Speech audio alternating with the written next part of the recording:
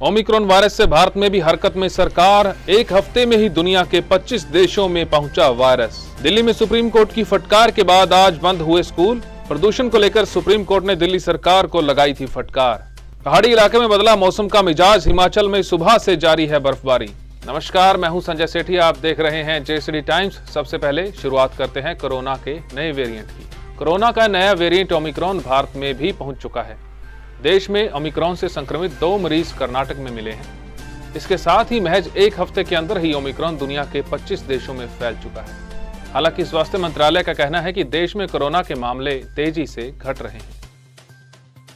इस नए वेरिएंट पर कई स्टडीज हो चुकी हैं और कई अहम आंकड़े सामने आए हैं, जिनमें पता चला है कि यह वेरिएंट संक्रमण से पनपी इम्यूनिटी को भी मात दे सकता है। इसके अलावा फुली वैक्सीनेटेड लोग भी इसकी चपेट में आ सकते हैं। WHO की chief scientist doctor Soumya Swaminathan ने कहा है कि डेल्टा वेरिएंट से भारत में सबसे ज्यादा मौतें हुई। अभी इसकी जानकारी सामने नहीं आई है कि ओमिक्रॉन डेल्टा वेरिएंट से कितना ज्यादा खतरनाक है और कितनी तेजी से फैलता है। हालांकि दक्षिण अफ्रीका में जो लोग इससे संक्रमित हुए हैं, उनमें से कुछ वैक्सीनेटेड भी थे। प्रदूषण पर सुप्रीम कोर्ट की फटकार के बाद दिल्ली की केजरीवाल सरकार ने एक बड़ा फैसला लिया है। दिल्ली में आज से सभी स्कूल अगले आदेश तक बंद कर दिए गए हैं। सुप्रीम कोर्ट ने दिल्ली सरकार को फटकार लगाते हुए कहा था कि अगर कर्मचारी घर से काम कर सकते हैं तो बच्चे स्कूल क्यों जा रहे हैं। हिमाचल के पहाड़ी क्षेत्रों में आज सुबह से ही बर्फबारी हो रही है।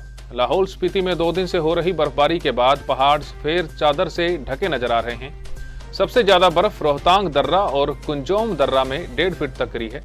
अटल टनल में भी बर्फ गिरने की खबर आ रही है। पंजाब के विवादित सिंगर सिद्धू मूसेवाला को पार्टी में शामिल करने पर पंजाब कांग्रेस सवालों में घिर गई।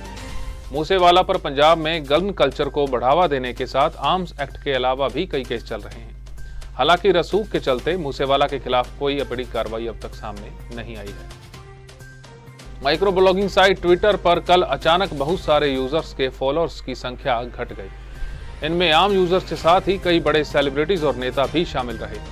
कंपनी की तरफ से इसे लेकर ना कोई पॉलिसी घोषित की गई है और ना ही इसकी कोई वजह अभी तक अपने यूजर्स को बताई गई है। भारत की तरफ से अफगानिस्तान भेजे जा रहे 50,000 टन गेहूं, जरूरी दवाइयां और मेडिकल एड पर पाकिस्तान की बुरी नजर पड़ने के बाद भारत ने साफ कर दिया है कि भारत पाकिस्तान की शर्तें नहीं मानेगा।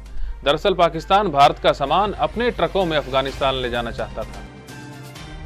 रूस के राष्ट्रपति व्लादिमीर पुतिन 6 दिसंबर को भारत यात्रा पर आ रहे हैं। एक दिन की इस यात्रा के दौरान रूसी राष्ट्रपति का शेड्यूल काफी बिजी रहने वाला है। इस दौरान वो प्रधानमंत्री नरेंद्र मोदी से मुलाकात करेंगे। इसके अलावा 2+2 समिट में भी शामिल होंगे। जेएसडी विद्यापीठ स्थित जेएसडी मेमोरियल कॉलेज के कला और जर्नलिज्म विभाग की तरफ से फ्रेशर पार्टी का आयोजन किया गया। इसमें बीए द्वितीय वर्ष के विद्यार्थियों ने प्रथम वर्ष में आए अपने नए साथियों का स्वागत किया। कार्यक्रम की शुरुआत जेएसडी की एमडी डॉक्टर शमीम शर्मा ने दीप प्रज्वलित करके की। इस दौरान कार्यक्रम में सभी कॉलेजों के प्राचार्य भी शामिल हुए। अंत में प्रथम वर्ष के छात्रों में से ही मिस्टर और मिस फ्रेशर और पर्सनैलिटी चुने गए।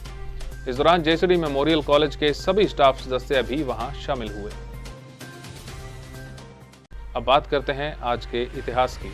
2 और 3 दिसंबर का दिन भारत में हुई एक भीषण गैस त्रासदी के लिए जाना जाता है। इन 2 दिनों के अंदर अंदर एक जहरीली गैस ने भोपाल के हजारों लोगों की जान ले ली। इस घटना को करीब से देखने वाले और कवर करने वाले बताते हैं कि चारों ओर शव ही शव थे, जिन्हें ढोने के लिए गाड़ियां भी कम पड़ गईं।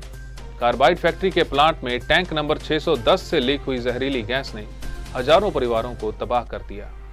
इसके बाद भारत और दुनिया में कहीं भी ऐसी तबाही का मंजर देखने को नहीं मिला। हमारी इस खास पेशकश में फिलहाल इतना ही। देश और दुनिया की तमाम जानकारियों के लिए आप देखते रहिए जेएसडी टाइम्स।